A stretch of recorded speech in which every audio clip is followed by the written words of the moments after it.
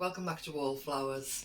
So yesterday I managed to get a full box of courgettes for just £1. So to those in America it's 80 cents. So I've made a couple of things already. I've made a courgette cake. My husband and I have had a couple of, Mr. Wallflowers and I have had a couple of slices with a cup of tea, and I intend to have some this evening with a drop of custard. We also did like a cottage pie but with sausage. We sliced up some courgettes in that. So as you can imagine, this week we shall be mostly eating courgettes. Whether it's lasagna, whatever, we'll make quite a few things out of it. So what I have decided to do is, seeing as we've got a glut of them, is to make something that I can put away on the pantry shelf in our recycled jars. So pesto was the best idea I came up with, really. So as we know, the prices in the shops are going sky high. As we know, pretty soon we might be struggling to put a meal together, keep the fuel going. So I thought, we're all stocking up with pastas, rice, etc. So if I make some pesto and it becomes shelf stable, if there's nothing else, some pasta and some pesto together will be a beautiful, enjoyable meal. So I've never made it before, another thing I'm going to try, and I've seen people can them before using different ingredients, and today I'm just going to use my own ingredients. I'm literally going to make it my way. So already I've made my first sample jar, and I've messed with the measurements really. So basically, like anything, you do a test run and you see, I'll be alright if I could get this out with my greasy hands, bear with me. You see if the quantity is right for you. Some might like a drop more vinegar, some might like a bit drier and not as moist. But because I'm actually canning this, I'm not really worried about the moisture because it will actually dry up a bit. So this one looks a bit liquidy to me, but we'll go ahead and we'll see how we feel. So to start off with, I've taken the grater, I've grated my courgette, and now I'm going to, as you know, I do everything in cup measures. I'm going to fill a cup full of grated courgette. I'm going to add that to the mix. Please let me just tell you about this mini blender first. It's so petite. Now, my blender broke a number of months ago and I haven't actually got round to replacing it because I'm busy chipping away replacing different things. I asked a friend, Carol, thank you Carol, if she would lend me her blender, and it just so happens it's this little petite one. I did ask her if I could purchase it from her because it's quite cool, even though it's only a little tiny thing, and unfortunately it's something she likes to use, so that's fair enough. So I took a look on the websites. This one in particular was Amazon, not that I'm advertising for them. And I looked at a number of different things, and again, as we know about the climate, about how much fuel is costing, how much electricity is costing, I purchased two things today. The first one was it's double the size of this, and instead of it running off electricity, it's actually a string pull version. So it's a manual, you just literally pull a string. The blade is the same strength. The capacity is twice this, and it uses no electricity to function. So should I want to make this in the garden with no electricity available, I'm still going to be able to do that when the proverbial hits the fan. A second thing I ordered today was a wind-up radio. Now, should the internet be terminated, cut for a short while, or a pause, should we not be able to afford the electricity to put the TV or the radio or the internet on if it's available, we'll actually lose contact with the outside world. Now, if you're anything like me, I basically don't watch, the media news, and I seek alternative information from what's available through the internet, through the TV, through word of mouth. But should everything close down, we're going to need some contact with the outside world. Now, I don't know how extreme things might be. We might be told not to use electricity for 3 evenings a week. We might, here in British Telecom are going on strike, so we might lose the internet for a short period there or a long period. As I say, everything's up in the air. We don't know what to expect. We just know the draconian laws are getting more severe, and we're getting frozen out financially from some of the things that we were able to use more freely. So I'm trying to preempt that. And I'm trying to think, right, well, if I order this wound up radio that's not using any electricity, I'll still be able to have some music in the evening. I'll still be able to hear the media news to see what they're actually telling us and decipher for myself what I want to believe or not. And we'll actually just have some contact with the outside world. And the same with this, I'll be able to use this manually, and it's not going to stop me. I can cook on an outside fire, I'll have things pre-made, and I can continue to make certain amounts of stuff. So that's what I'm looking at, things that don't necessarily use electricity, gas, etc. So we can still carry on so with the lifestyle that we're used to. There will be big changes, but we have to keep food intake at least on an even keel. So let me go back to what we're actually making today. So I've actually put a cup of the courgette in. Earlier in the year I made my own garlic salt, so I basically dehydrated the garlic, mixed it with salt, and I keep it with, normally there's an oxygen absorber within this. This is just an old herb jar that I've previously purchased from a shop. So once finished with, I've just reused it for the garlic salt. So I'm going to put a teaspoon of the garlic salt in with the courgette, oh no, half a teaspoon, sorry, of the garlic salt. I'm hoping you can hear me better today. I've actually purchased a microwave, not a microwave, I'd never purchased a microwave ever again in my life, but a microphone, if Mr. Wallflowers has shown you clearly. So I'm hoping you can understand what I'm saying, and I'm hoping you can hear me loud and clear. Thank you for those that have told me that you're struggling to hear me, because all feedback is really appreciated, and I'm hoping my investment in this microphone actually helps us communicate a bit better. Excuse me. So we've got the courgette and we've got half a teaspoon of garlic salt. Now along with that I'm going to put half a cup of oil. So today I'm just using it's organic toasted sesame oil, and I just think it'll be more suited to this recipe. So I'm going to put just under half a cup, just over, so say about a third I'm going to put in there.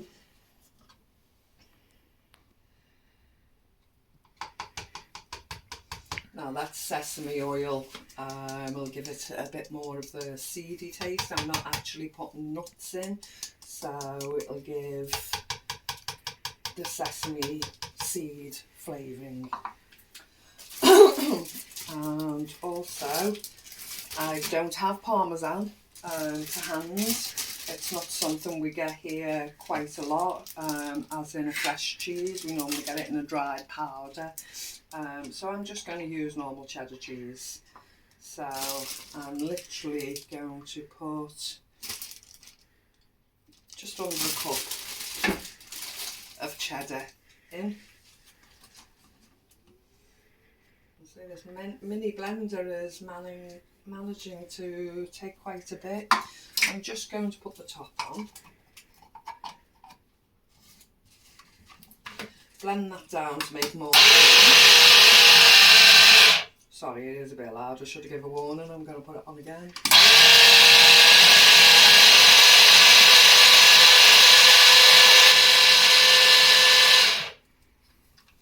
Now to add to that, I'm going to add half a cup of spinach. Oh, it's just over, that's nearly 4 pounds spinach. I love spinach. I like it on a pizza, I like it cooked in a stew or a soup. I like it fresh on a sandwich. People around me don't tend to like spinach at the moment, but my family and I absolutely love spinach. And fried eggs. And fried eggs, yeah, it's lovely with a fried egg, isn't it? Especially a fried duck egg. We like that. Right, sticky hands already. I'm going to put it on again.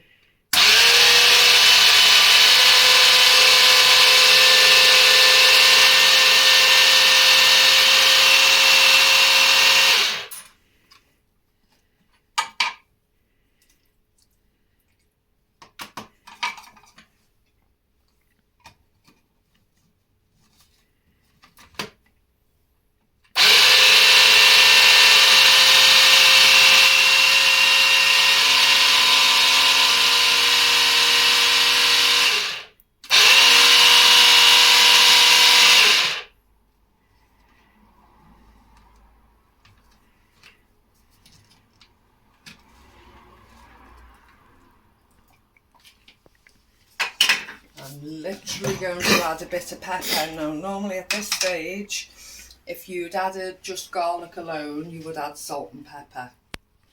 I've actually added garlic salt, so the salt's already in it, so if I was to add more salt, it would just be too salty, so I'm just going to add the pepper at this stage.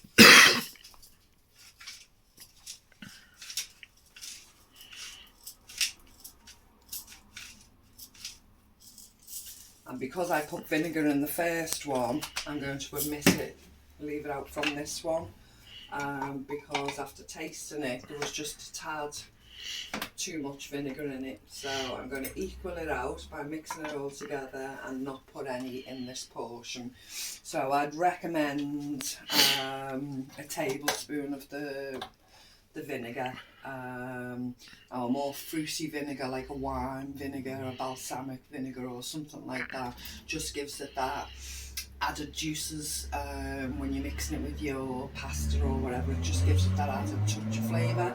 So as I say, today I'm using a red wine vinegar, but I put a tad too much in the first one, so I'm going to leave it out completely from this mixture.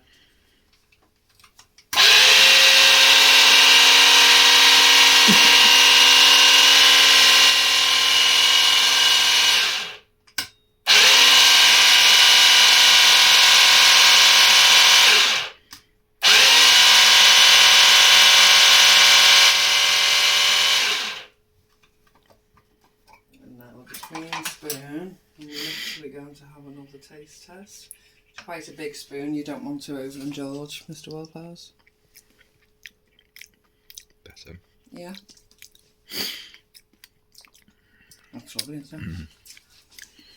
So we're quite happy with that. So for our tastes, when we levelled it out with a little bit of vinegar, it'll just be perfect.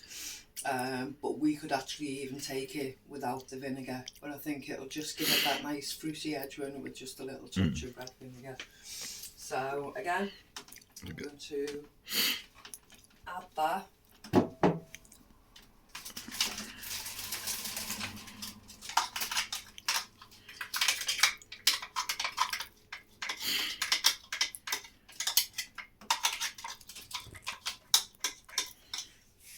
Into that portion. So that's 2 portions in that little mini blender, and as you can see, from 1 courgette I've still got enough to make the 3rd portion. So I'm going to can this up. Just bear with me. Into my individual cans. I'm literally just going to pour it.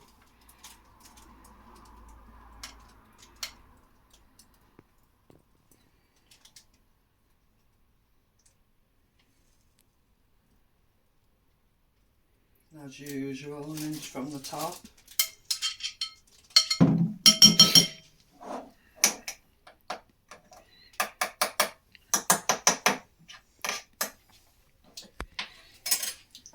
there's my pesto.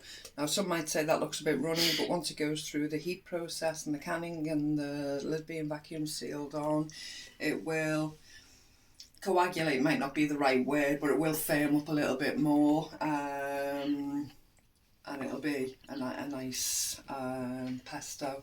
So I'm going to crack on and I'll come back to you when I've done enough to actually fill all the jars and show you what I'm going to do next with them. So I've got 8 jars and a tub for the fridge, what we'll use within the next couple of days. Now a couple of them, this one I've added olive to, this one I've added onion to, and another one I've added something else. So in pesto, you decide, do you want nuts in it, do you want seeds in it, do you want onions in it? If you don't like garlic, you don't like garlic, you'll put something else in it. Some people put milk in, some people put oil in. You know, you go by what you've got and what you like. You make up your own pesto recipe just like I did today, and take it from there. But basically it's just a different version of hummus or any dip or whatever. You know, you can mix anything with the pasta and make a sauce out of it. So whatever you've got in, put it together, blend it. If you like the taste of it, there you go. If you don't, add something else, bring it round and bring it to the taste that you like. That's literally what chefs do, it's what we all do, and it's called being creative in your own kitchen, using the ingredients you've got. Best time to do it is now. So I'm doing a water bath scenario here. I've got a tea towel in the pan. I've a third filled with water. I don't know why that's foaming up. Just bear with me, Mr. Waffles.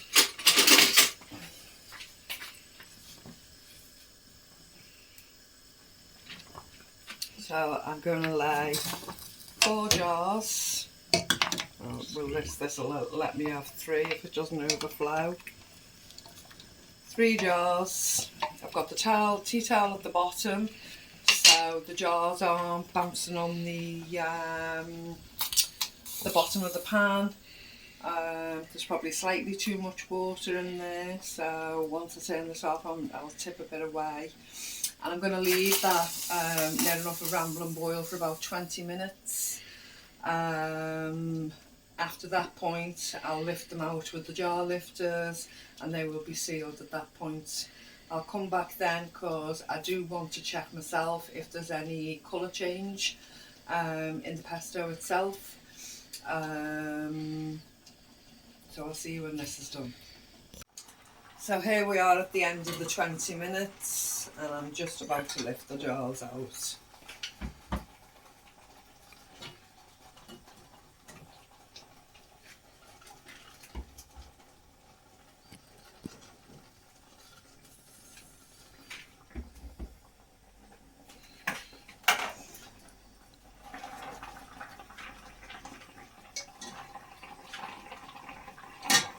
That's the next 3 placed in.